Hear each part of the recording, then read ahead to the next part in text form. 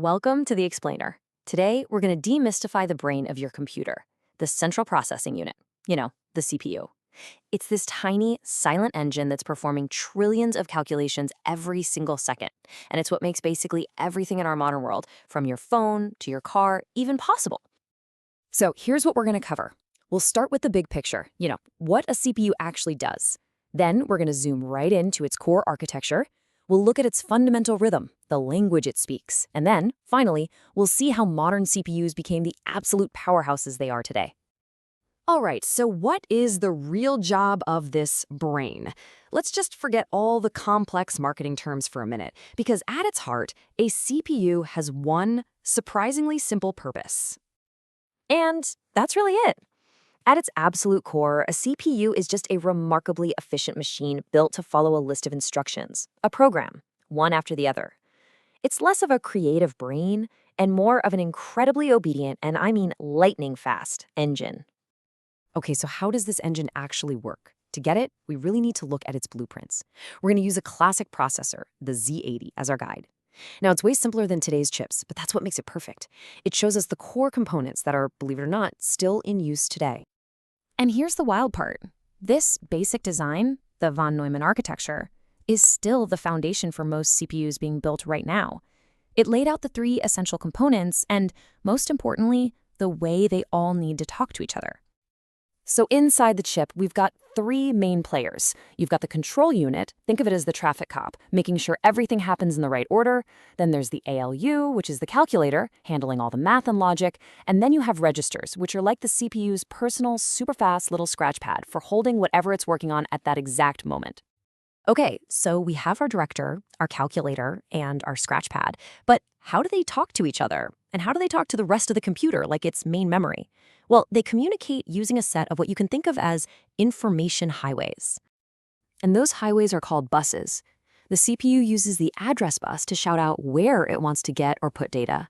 It uses the control bus to say what it wants to do, like, hey, I want to read or I want to write. And then the actual information, the data itself, travels along the data bus. It's a really elegant and effective system. All right, now we have the parts and the communication lines, so let's see this machine in motion. The entire thing is synchronized by this constant rhythmic pulse from a clock on the motherboard, and it's ticking billions of times every single second. And with every one of those ticks, the CPU performs this exact same three-step dance. It fetches an instruction from memory, it decodes that instruction to figure out what to do, and then it executes it.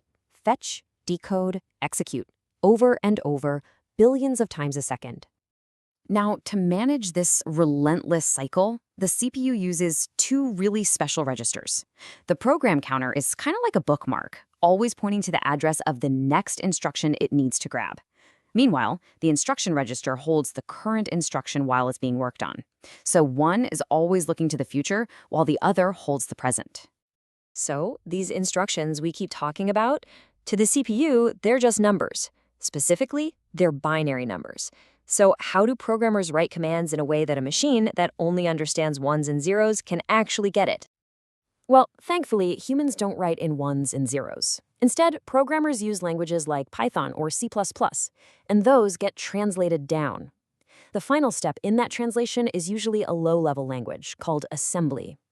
Then a special program, a compiler, takes those text commands and turns them into the raw binary machine code that the CPU can finally understand.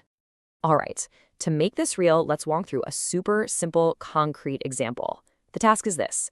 Take two numbers that are stored in memory, add them together, and then store the result right back into memory. Okay, let's break this down. The first line, move, tells the CPU to copy a number from a memory location into its internal scratch pad, into register 12. The second line, inc, just tells the CPU to get ready to look at the very next memory slot, which is where our second number lives. Next, we just do it again. The code copies that second number into another temporary spot, register 13. Now, and this is the cool part, with both our numbers loaded inside the CPU, the add command sends them to the ALU.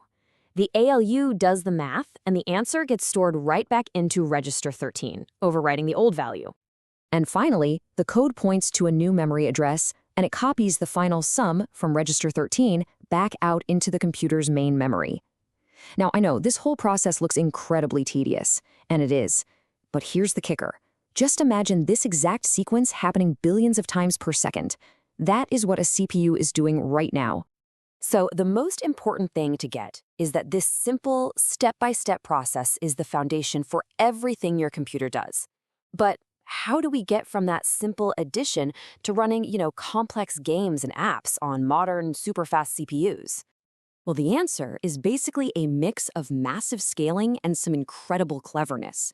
Modern CPUs have multiple cores, which is like having several independent CPUs all working in parallel on one chip. They use layers of ultra-fast memory called cache, which acts like a personal assistant, guessing what data the CPU will need next so it's ready to go. They even use predictive algorithms to try and guess your next move in a program, fetching instructions before you even ask for them. It is all about eliminating any possible waiting time. And this quote just perfectly illustrates how far we've come. By building layer upon layer of complexity and speed on top of those simple fundamental principles, we've created the engines that have literally become the bedrock of modern life. So from a simple machine defined by that three-step dance to a multi-core predictive beast that powers our entire world, the CPU really is an elegant and powerful invention. And with the computer's brain now explained, that leaves just one question